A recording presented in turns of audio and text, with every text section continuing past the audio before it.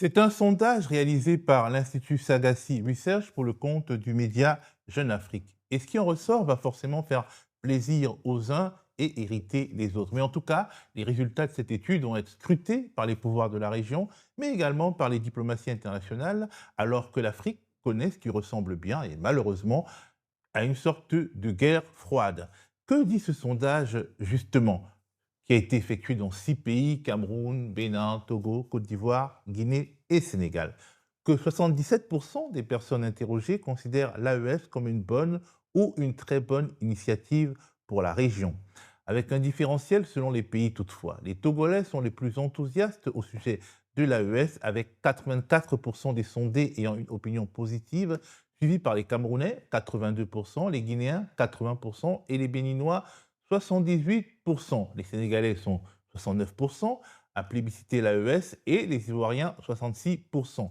Les sondés sont à 28% très satisfaits du bilan de l'AES, à 37% assez satisfaits, à 26% ni satisfaits ni insatisfaits, et seulement 6% affichent et affirment clairement leur insatisfaction. Qu'est-ce qui explique cet engouement pour l'AES dans des pays aussi divers que le Togo, le Sénégal, la Guinée ou le Cameroun? Donc, pourquoi, dans le fond, les citoyens de pays au système politique plus stable pour certains et plus démocratique pour d'autres apprécient à ce point l'expérience du Niger, du Burkina Faso et du Mali, qui sont en but à une vraie adversité militaire qui mine la situation économique et où la liberté d'expression est loin d'être garantie? Qu'est-ce que cela dit de l'image des pouvoirs dans les pays où les sondeurs sont passés? Et est-ce que le succès des pays de l'AES hors de leurs frontières est justement lié, comme le diraient les détracteurs des pouvoirs qui s'y trouvent, aux techniques de propagande très efficaces de leurs dirigeants? Pour évoquer ces questions, je suis sur ce plateau avec Sedi Kaba, journaliste, chercheur, écrivain et président du Centre international d'études et de réflexion sur le Sahel, avec Wilfried Ekanga, essayiste militant politique au sein de l'opposition camerounaise et qui porte depuis plusieurs années un regard plutôt bienveillant sur l'AES. Nous sommes également en visio avec Geneviève Gotzinger, ancienne journaliste communicante, qui, elle, au contraire de Wilfried, n'a pas un a priori très positif, et c'est le moins que l'on puisse dire, sur l'AES. Bonjour à vous. Bonjour, bonjour. Alors, Bonjour. on va commencer très, très rapidement. Vous avez lu ce sondage dans les détails. Est-ce que vous êtes un peu, beaucoup, passionnément ou pas du tout surpris par les résultats? Je commence par Geneviève, qui est un peu loin. Qui est un peu loin, mais très près de vous quand même. Tout en bas du sondage, il y a un petit chiffre aussi dont vous n'avez pas parlé, qui est 51%. Au départ, 51% des personnes qui ont été interrogées n'avaient jamais entendu parler de l'AES. Donc en fait, le sondage porte sur la moitié, sur une moitié simplement. Donc la moitié des personnes ne savaient même pas ce qu'était l'AES. Ça n'enlève rien au fait que, ces chiffres témoignent effectivement d'une adhésion assez importante des populations, d'Afrique francophone. Donc méconnaissance d'un côté et adhésion pour ceux qui connaissent plus ou moins. À mon avis, ça, rentre, dans la logique d'une adhésion au souverainisme, évidemment, une envie de souveraineté qui peut être un peu incantatoire parfois, mais dans laquelle on se retrouve de la part de ces dirigeants de l'AES. C'est la puissance, je pense, d'un narratif qui est très bien, ce que vous appelez la propagande, ce que moi aussi j'appelle la propagande. Un narratif qui fonctionne parfaitement bien, qui est très huilé, relayé par des réseaux sociaux très puissants et qui gomme finalement tout le reste que vous avez évoqué rapidement, c'est-à-dire cette question des droits de l'homme, cette question des résultats. Voilà, ça c'est pour un premier éclairage, mais après il y a d'autres choses à dire effectivement par rapport au niveau de démocratie dans les pays concernés eux-mêmes, et au niveau d'adhésion ou de non-adhésion avec les gouvernants de ces pays. Alors, on va, après ce premier tour de table, entrer un peu dans les détails et dans les pays, mais j'aimerais vraiment un regard général, Wilfried, sur la perception que tu peux avoir des résultats de ce sondage. Il est évident que je ne suis pas surpris du tout. Nous nous sommes retrouvés avec Madame Geneviève, d'ailleurs, sur ce plateau il y a quelques mois, où nous avons eu une discussion sur l'état des lieux, où on le ressentait déjà, cette sorte de température sociale, où ça se voyait, c'était flagrant que la jeunesse africaine adhère totalement À l'AES, je connais beaucoup de dirigeants politiques, notamment ici en France, qui aimeraient bien avoir ce type de plébiscite parce qu'effectivement, c'est un plébiscite, c'est un tsunami. Donc, je suis heureux que ce que j'avais pas prédit, mais Tu es la pitié de la politique africaine. l'observation que j'avais faite il y a quelques mois, je crois que c'était l'année dernière d'ailleurs, se matérialise par ce fameux sondage. Ce n'est pas une question de propagande, c'est une question d'observation empirique de la réalité des choses, de la même manière que nous avions annoncé, entre autres, que il était illusoire de s'imaginer que les États de l'AES rejoindraient à nouveau la CEDEAO. Donc évidemment, c'est ce que veulent les peuples africains. Ça peut ne pas plaire, ça peut ne pas être parfait, mais il faut arrêter de dire aux peuples qu'ils ont mal choisi, qu'ils ont mal voté. Nous étions ici en Europe de l'Ouest en 2005, en France. Il y a eu une question qu'on a posée au peuple sur le traité, la Constitution Ouais, le européenne. traité constitutionnel européen dont tu parles tous les Oui, jours, Wilfried. oui, parce que c'est un épisode qui a marqué, c'est un épisode que l'on ne peut oublier que quand on n'a pas justement un grand attrait pour la démocratie. Mais quand on y tient, on est un peu gêné de voir que quand le peuple ne fait pas ce qu'on aimerait bien qu'il fasse, on lui dit tu as mal voté, tu as mal réfléchi, tu as mal choisi. Les peuples africains ne sont pas victimes de propagande. Dans l'AES, ils sont justement en face de dirigeants politiques qui leur offrent, même de manière imparfaite, quelque chose à laquelle ils aspirent, la liberté, l'autodétermination, le souverainisme. Ce n'est pas parfait, Oui, mais il le faut. on va continuer, Wilfried. On note également qu'une étude de la Fondation Friedrich Ebert, dans les pays de l'AES eux-mêmes, arrive à ce même niveau de popularité. Et c'est aussi ça qui est un peu, qui explique finalement très peu l'attitude plutôt autoritaire de ces pouvoirs qui sont soutenus à l'intérieur de leurs frontières et à l'extérieur de leurs frontières. Cédric, ton regard général sur ces pays-là, sur ces sondages-là? Non, je crois que à côté de ce qu'on peut appeler la propagande, il y a des éléments de l'agenda des pouvoirs actuels de l'AES qui séduit une grande partie de leur population et bien au-delà. Le fait qu'ils aient inscrit, par exemple, la question du changement de rapport de force, le nouveau paradigme qu'ils essaient de construire avec l'Occident, parce que la relation jusqu'ici avec l'ancienne puissance coloniale a été une relation verticale. Et ces pouvoirs-là, aujourd'hui, ont changé de paradigme. L'éviction de la France de tous ces pays, l'éviction des États-Unis, la création du nouveau rapport de force, tout ça constitue des éléments très séducteurs. Le fait que ce pouvoir ait aujourd'hui décidé de construire, nous en avions parlé ici même, un nouveau rapport de force avec les multinationales, ce n'était jamais arrivé. Et le fait qu'ils aient construit, ils aient eu ce courage-là, séduit une bonne partie de leur population. Et ça, ce sont des éléments... populations des pays autour. Populations autour. Parce que les populations des pays autour disent que nous aussi, on aimerait avoir ce type de relations avec l'ancienne puissance coloniale. On aimerait avoir ce type de relations avec les multinationales qui dictent leurs lois dans nos pays. Donc, tous ces éléments objectifs ont construit à amener ce résultat. Vous avez parlé, il y a, par exemple, dans le cas du Mali, Mali Maitri a fait un sondage où on montre que pour les Maliens, le pouvoir militaire a été le seul capable de créer une lutte efficace contre la corruption. Parce que ceux qui étaient des barons de l'ancien système ont été jugés. Le procès de l'avion présidentiel que Ibeka avait acheté n'a été jugé que pendant le régime. Donc, il y a des éléments objectifs qui sont convoqués, qui expliquent en partie cette solidarité. Au point où, pour moi, les gens privilégient ces aspects-là par rapport même à la question du rétrécissement de l'espace civique.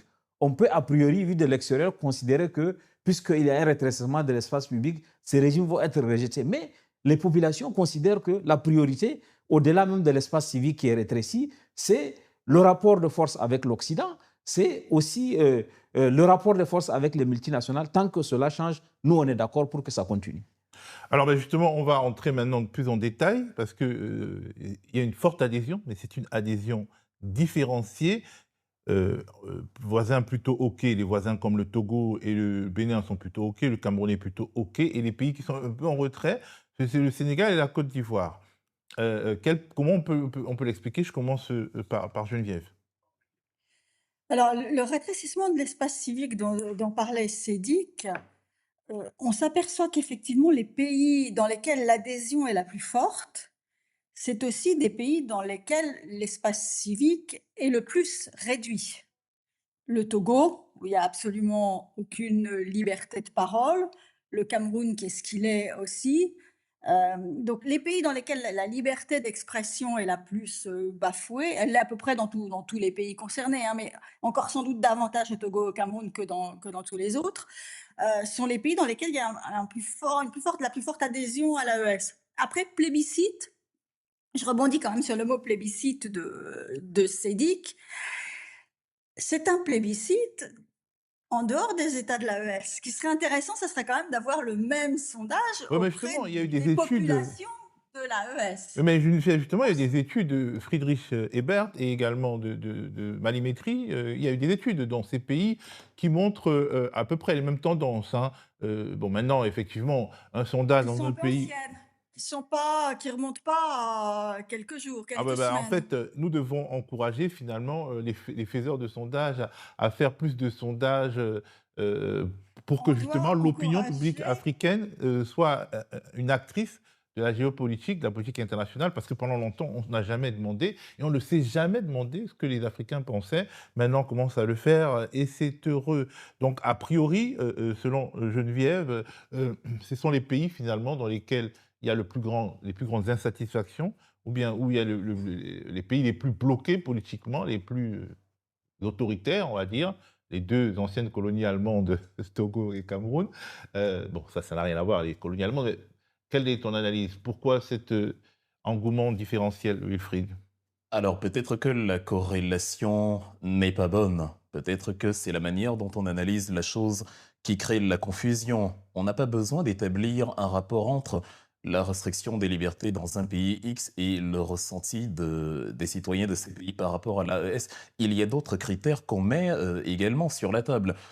Quand vous écoutez Madame Geneviève sur le commentaire qu'elle fait de ces sondages, on a une partie de la réponse des populations africaines qui manifestent une grande adhésion à la démarche de Ibrahim Traoré, d'Abdourahmane Chani et autres, parce que les militaires disent à leur population, vous voyez, votre volonté n'est pas respectée par des gens qui vont avoir une attitude paternaliste à votre égard, quand bien même vous vous exprimeriez. Mais ton opinion, c'est quoi ton analyse Oui, sur... c'est mon analyse. Et je dis, il n'y a pas que le fait qu'il y a des restrictions de liberté dans un pays X qui doit être mis en relation avec ce que les citoyens de ce pays X pensent de l'AES. Et qu'est-ce qu'il faut faire? Il faut plutôt se demander pourquoi les Africains ont des opinions positives de l'AES. Peut-être que si on avait un échantillon plus grand, que ce soit en Côte d'Ivoire ou au Sénégal, un échantillon différent dans une autre ville, dans une autre localité. A priori, ce sont des échantillons représentatifs. Donc, la question, c'est vraiment,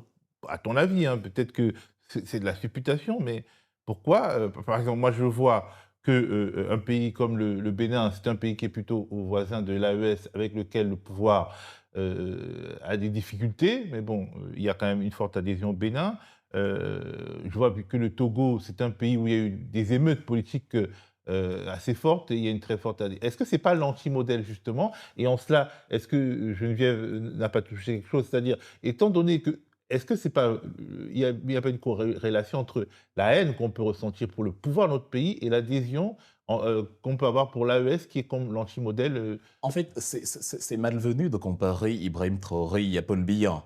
On ne peut pas s'arrêter et dire il y a restriction des libertés au Burkina Faso, il y a restriction des libertés au Cameroun. Paul Biya au Cameroun est considéré comme le meilleur élève de la France. D'ailleurs, il l'a dit lui-même. Il est considéré comme quelqu'un qui n'a pas une vision politique, qui n'a pas une projection d'avenir et qui restreint les libertés. Avec Ibrahim Traoré, le ressenti est différent. On le voit comme quelqu'un qui, parce que le Burkina Faso est dans une situation de crise, et vous me reprochez souvent de mentionner toujours, parce que c'est un fait, le fait que des puissances tapis dans l'ombre ou pas d'ailleurs, reconnaissent de temps à autre leur implication dans la situation absolument chaotique qu'il y a dans la région. Et donc, les populations vont mieux comprendre là-bas le contexte dans lequel ils se trouvent et dire que si il y a des mesures coercitives à un instant T ici, c'est parce que la situation est compliqué et parce que de l'extérieur, il y a des gens qui voient d'un mauvais œil la démarche souverainiste, justement, des militaires qu'il y a au pouvoir. J'ai parlé tout à l'heure de la projection d'avenir.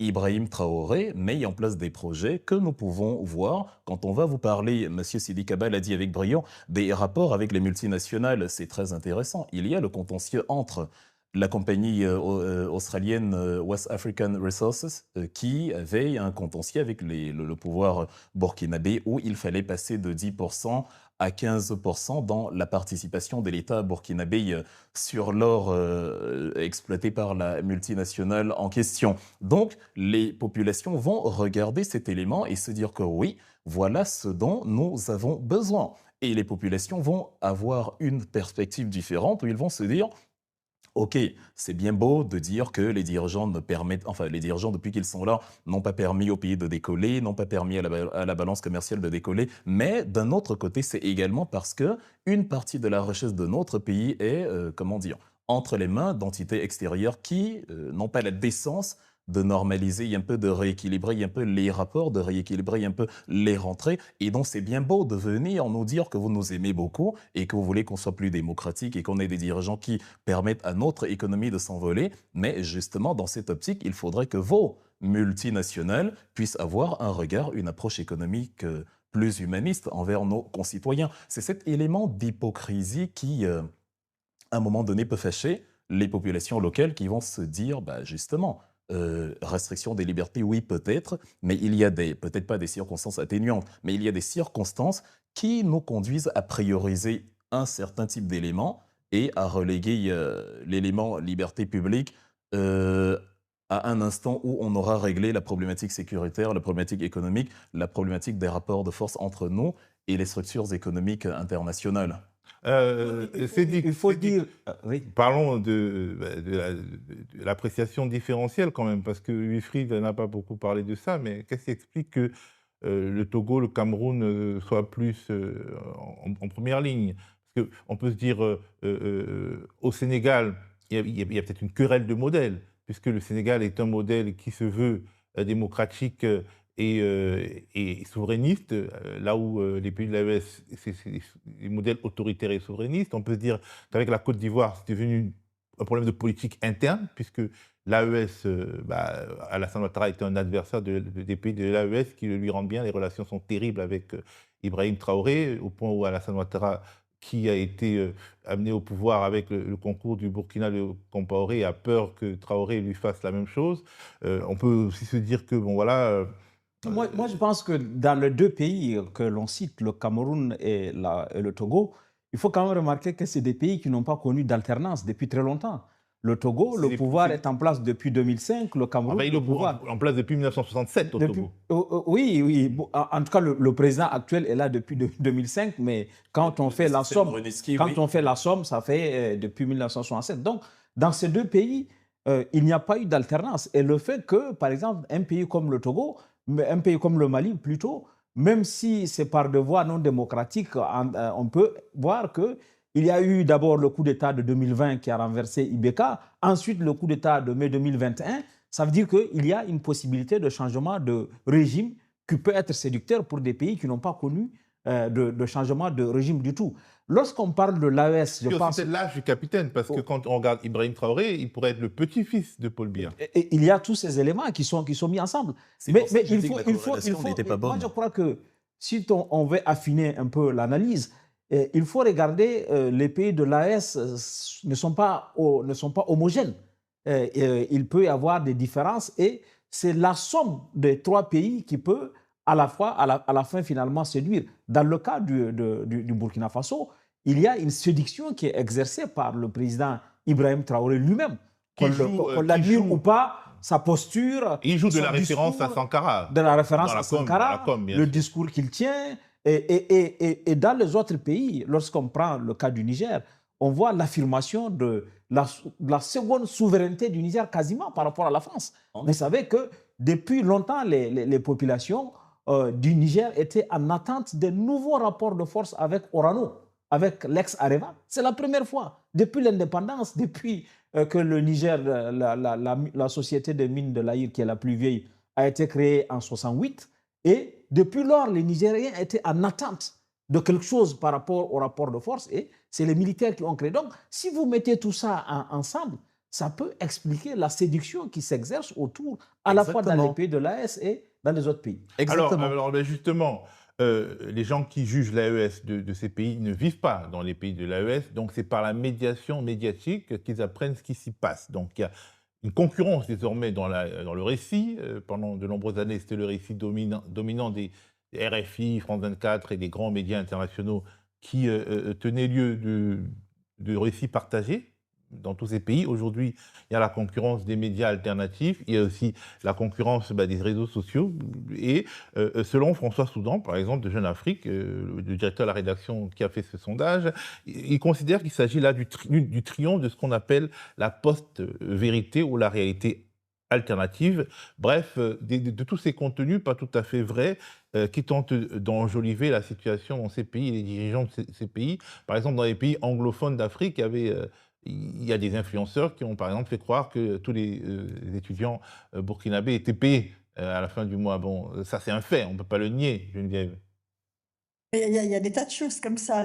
L'image sur la France aussi, par exemple, qui est relayée par la radio-télévision du Niger, mais c'est Dick pourra vous en parler mieux que moi, est quelque chose d'extraordinaire. C'est un pays qui est décrit comme à feu et à sang, que quand il y a des incendies, je ne sais où, c'est présenté comme une punition divine contre... bon, donc effectivement, on est totalement dans de la réalité alternative, c'est un fait.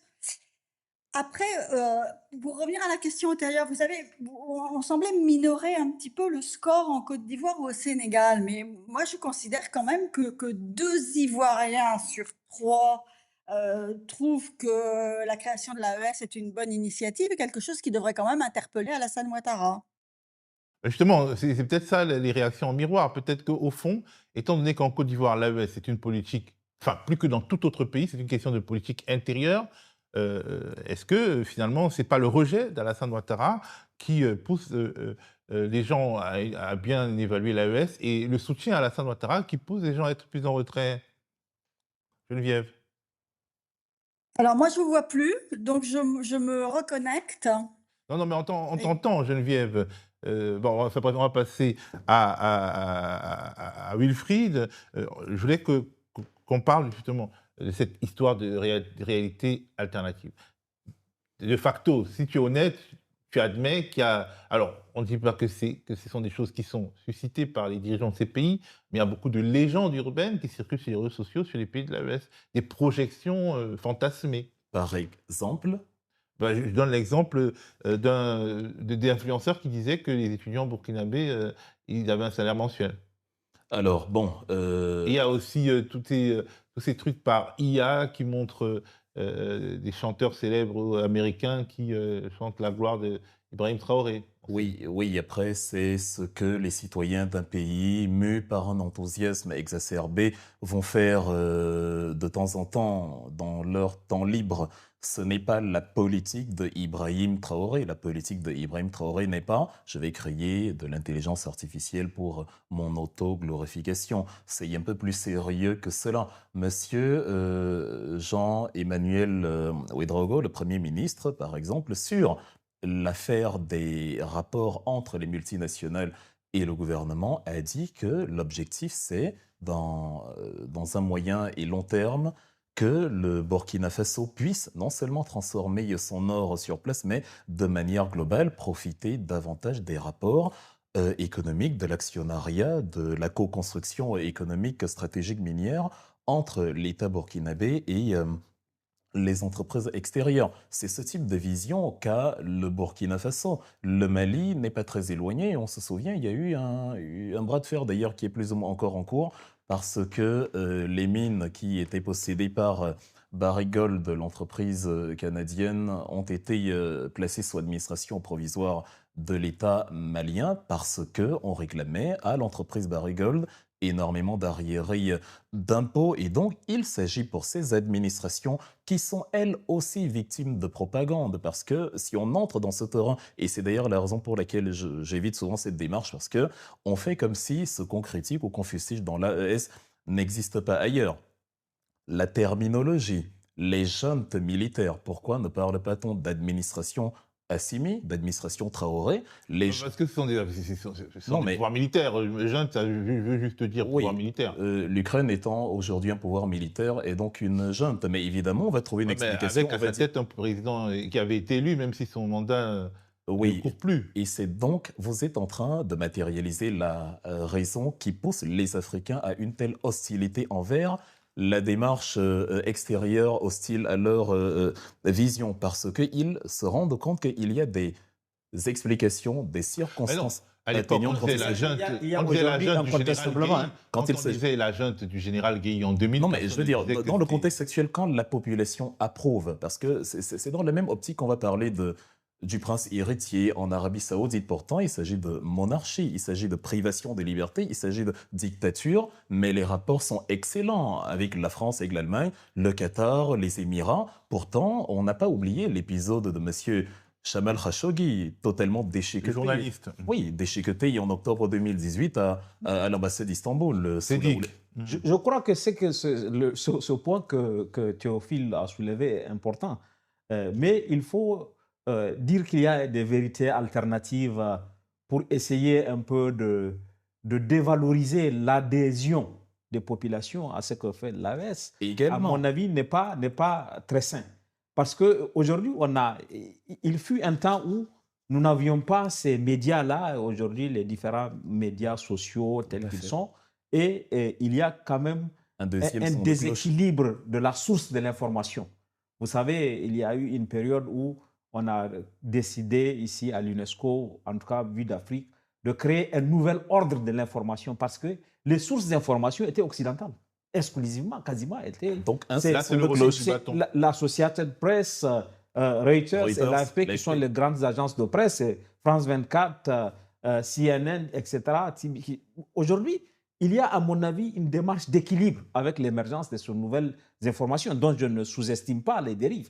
Mais le fait que les citoyens de l'AES aient cette diversité d'informations, cette diversité de sources d'informations, est aussi, à mon avis, quelque chose qui permet d'aller vers une adhésion. C'est possible, mais pour moi, en tout cas personnellement, la part de fake news, ou comment on dit, est très marginale par rapport à... les mots de la bouche. Non, moi, je pense que les gens adhèrent à ce que IB font, c'est pas fondamentalement à cause de la propagande. C'est aussi des fausses chansons de Beyoncé. Écoutez, moi, je ne suis pas un partisan de IB, mais le fait qu'il ait inauguré des usines qui ne sont pas un mensonge, des usines de tomates, ou qu'il ait inauguré des choses qui étaient attendues par la population et qui viennent seulement maintenant en gestation. À mon avis, tout ça fait que, au-delà de la propagande que l'on met en avant un peu partout, un peu en Occident aussi, puisque l'Occident aussi n'est pas neutre dans ce combat-là de la désinformation. Lui aussi, l'Occident aussi fournit ses armes. Il y a aujourd'hui des milliards de lots qui sont mobilisés en Occident. Et le Quai d'Orsay a fait le mardi dernier un forum ici pour expliquer comment il va lui aussi s'opposer à la désinformation et peut-être même faire de la désinformation. Donc, il y a des stratégies. Maintenant, l'enjeu, c'est éduquer les gens aux médias pour qu'ils puissent distinguer une vraie information d'une fausse information. Ça, c'est un enjeu mondial. Ça, c'est un enjeu mondial et c'est un enjeu de tout le monde. Alors que des élections biaisées vont se dérouler en Côte d'Ivoire, au Cameroun, elles seront biaisées puisque le même logiciel agite les pouvoirs de Biya et de Ouattara avec des opposants qui ont été sélectionnés et d'autres qui ont été désélectionnés. Et qu'au Bénin, le système des parrainages permet de savoir le faible nombre de personnes qui peuvent se présenter. On imagine que dans beaucoup de palais africains, certains liront ce sondage avec inquiétude, alors que d'une certaine manière, ce sont eux qui vident le mot démocratie de sa substance, Geneviève. Oui, je suis complètement d'accord avec ça. Parce qu'effectivement, on ne peut pas critiquer l'AES pour ses dérives antidémocratiques. Enfin, on peut le faire. Et évidemment, il faut le faire, parce que les droits de l'homme sont en danger, parce que ce qui se passe aujourd'hui même au Niger avec cette cabale sur Ibrahim Yacouba est quelque chose de monstrueux, parce qu'un ancien Premier ministre au Mali puisse être emprisonné depuis 1 mois et demi pour un tweet, c'est monstrueux. Moussa Mara, absolument. qu'un président de la République puisse être séquestré depuis plus de 2 ans au Niger, c'est quelque chose d'absolument monstrueux, que des activistes, que quelqu'un comme Moussa Tchangari puisse être emprisonné au Niger, c'est monstrueux. Donc tout ça, c'est horrible. Mais en même temps, si les États soi-disant démocratiques et qui en fait ne le sont pas, ne puissent pas apparaître comme de vrais contre-modèles, mais en revanche comme des modèles qui dévoilent eux-mêmes la démocratie, finalement, ils n'ont pas de leçons à donner. Et ils fragilisent la démocratie et le combat pour la démocratie et les droits de l'homme. Mais Et justement, c'est je pour veux ça dire, que je moi, te j'en coupe veux un peu. beaucoup à quelqu'un Oui, je comme te coupe. Alassane Ouattara, qui Voilà. prétend que son pays est une démocratie et qui empêche aujourd'hui les candidats, enfin dans son pays, les présidents des 3 partis politiques d'opposition représentés à l'Assemblée nationale ne sont pas candidats à l'élection présidentielle. Qu'il s'agisse du PDCIRDA, première force d'opposition, du PPACI, seconde force d'opposition, du Front populaire ivoirien, qui a également des députés, ces 3 partis politiques d'opposition n'auront pas de candidat à l'élection présidentielle. Donc cherchez l'erreur quand même, cherchez l'erreur. Au Cameroun, c'est pareil avec Maurice Kamto, qui ne sera pas candidat. Au Bénin, le système est assez complexe à comprendre, mais en réalité, on peut être sûr quelques années avant de savoir qui pourra se présenter, en tout cas quels partis pourront présenter des candidats. Est-ce que finalement, là-dessus, il n'y a pas un consensus qui a été difficile à trouver entre Wilfried et Geneviève? Si, justement. Et il faut d'ailleurs étendre le consensus. Les populations de l'AES ou les dirigeants de l'AES décrivent cette situation absolument paradoxale où les donneurs de leçons ne brillent pas par leur vertu démocratique. Même s'il a été présenté ici que la Côte d'Ivoire était un pays avec des libertés relativement plus étendues ou moins restreintes qu'au Burkina Faso, chez beaucoup d'Ivoiriens et chez beaucoup d'observateurs africains, on préfère une structure militaire qui s'assume qu'une fausse démocratie, mais qui porte en fait en elle les arcanes d'une dictature Et en militaire. Côte d'Ivoire, c'est en Côte d'Ivoire que Alino Faso, un influenceur été, et un entrepreneur, a été. Voilà. Enfin, bref, sa vie s'est terminée d'une école de gendarmerie. Où il devait Exactement, passer. c'est ça que j'appelle une structure qui porte les arcanes d'une dictature militaire. Outre cela, et c'est la première fois que je vais être d'accord avec Madame Geneviève, parce que effectivement, Alassane Ouattara, outre le fait qu'il a mis de côté ses opposants politiques, en est à son mandat de trop, d'après ses opposants politiques et d'après une grande partie de la population ivoirienne, et il va quand même se présenter comme un démocrate parce qu'il porte un costume et une cravate, et il va s'opposer au régime militaire qui porte des treillis. Mais Ibrahim Traoré aurait pu tout aussi bien procéder comme Oligui Nguema au Gabon et porter du jour au lendemain un costume en disant j'ai organisé des élections, je ne suis plus militaire, maintenant je suis à la tête du pays. Donc au-delà du treillis, il faut voir les projets de gouvernance, les visions justement de ces différents dirigeants politiques, d'autant plus que l'idée de dire que ces gens n'ont pas permis au pays d'atteindre un essor économique, on n'a pas l'impression que les autres pays ou les démocraties, même le Sénégal, sont dans un essor économique louable. Je veux dire, l'une des principales nationalités qu'on retrouve dans les pirogues de la Méditerranée, c'est le Sénégal. Le Sénégal, malgré une hausse relative de ses exportations l'année dernière, c'est quand même 3 250 milliards de francs CFA de déficit commercial. Le Togo...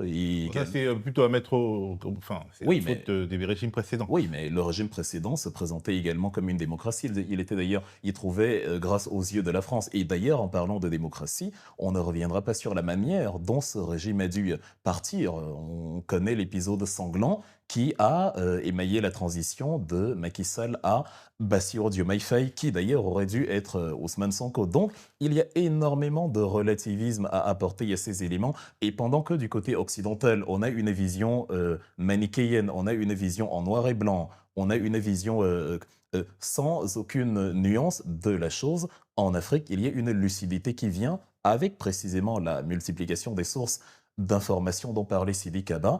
On a des Africains qui regardent la chose avec beaucoup plus de circonspection.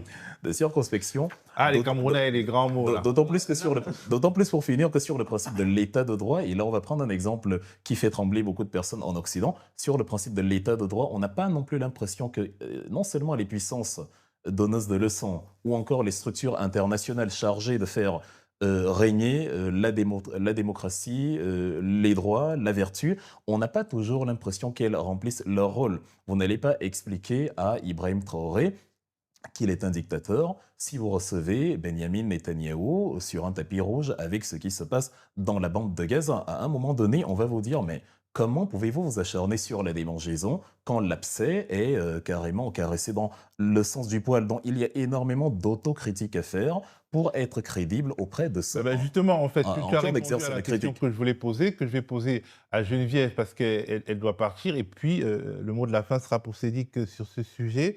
Geneviève, est-ce que finalement, les grandes puissances mondiales ne vont pas prendre acte de ce sondage pour orienter leur politique? Pas de ce sondage uniquement, mais de toutes ces données qui tendent à montrer que malgré tout, quand même, si il y a des problèmes dans ces pays, il y a également une forte adhésion. Encore une fois, je ne sais pas s'il y a une adhésion dans ce pays. En tout cas, moi, dans ces pays, moi, je ne me risquerais pas à dire Pas ça de ce sur ce continent. de ce sondage, oui. Alors, qu'il y ait sur sur ce continent, pardon, une vraie soif de souveraineté, de relations différentes avec l'Occident, c'est une évidence. Moi, j'ai le sentiment que la France, en tout cas, puisqu'il s'agit d'elle, beaucoup d'elle, en a pris conscience et ne sait pas forcément trop comment le gérer. Elle en est encore à un stade d'adaptation. Mais par exemple, pour ce qui concerne la Côte d'Ivoire, pour y revenir une dernière fois, où j'entends un peu tout et son contraire. Moi, j'ai des amis qui me disent, mais pourquoi est-ce que le président Macron, finalement, semble complaisant envers Ouattara? Je ne pense pas qu'il soit complaisant. Je pense qu'aujourd'hui, le rapport de force n'est pas dans ce sens-là.